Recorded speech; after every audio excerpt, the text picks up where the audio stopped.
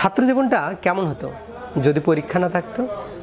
আহা, চিন্তা করলেই মনে গান ভাসে। আহা কি আনন্দ আকাশে বাতাসে।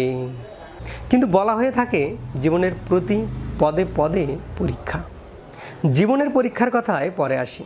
প্রথমে আসি স্কুল কলেজের পরীক্ষায় ভালো করার জন্য যে 7টি গুণ, বৈশিষ্ট্য বা জিনিস লাগবে। মার্ক হুইটেকারের মতে ভালো ছাত্রদের 7টি গুণ। দায়িত্ববান হওয়া।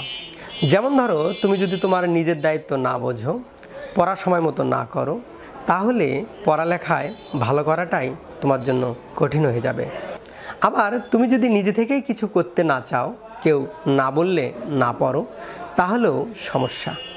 নিজে থেকে ভালো করতে চাওয়া। তোমার নিজে থেকেই অনুপ্রাণিত হতে হবে, অর্থাৎ ভালো করতে তুমি নিজেই চাও।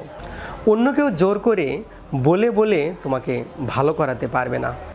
আমি ভালো ছাত্র হব, এই জিনিসটা তোমার নিজের ভেতর থেকে আসতে হবে। লেগে থাকা আর সহ্য করা। জীবনে সবসময়ই তো সব কিছু ঠিকঠাক যাবে না, তখন দরকার সহ্য শক্তি, অর্থাৎ ধৈর্য ধরতে হবে।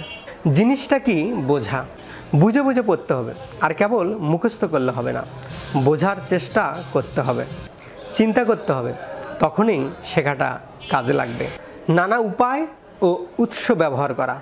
বইপত্র, অনলাইন ক্লাস, বন্ধুদের সাহায্য, এসব ঠিকঠাক কাজে লাগাতে জানতে হবে। গোছানো থাকা, গুছিয়ে রাখা, সময় মতো কাজ করা, গুছিয়ে পড়া, এগুলো অনেক জরুরি। প্রশ্ন করা, অংশ নেওয়া। ক্লাসে শুধু চুপচাপ বসে থাকলে হবে না, প্রশ্ন করতে হবে, বোঝার চেষ্টা করতে হবে। পরীক্ষায় ভালো করতে হলে এই বিষয়গুলোই তোমার লাগবে। কিন্তু জীবনের পরীক্ষায় আসল।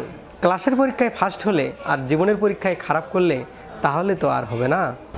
জীবনের পরীক্ষায় ফার্স্ট হতে হলে কি কি গুণ লাগবে তা আমরা পরবর্তী ভিডিওতে আলোচনা করব। এতক্ষণ সাথে থাকবার জন্য ধন্যবাদ।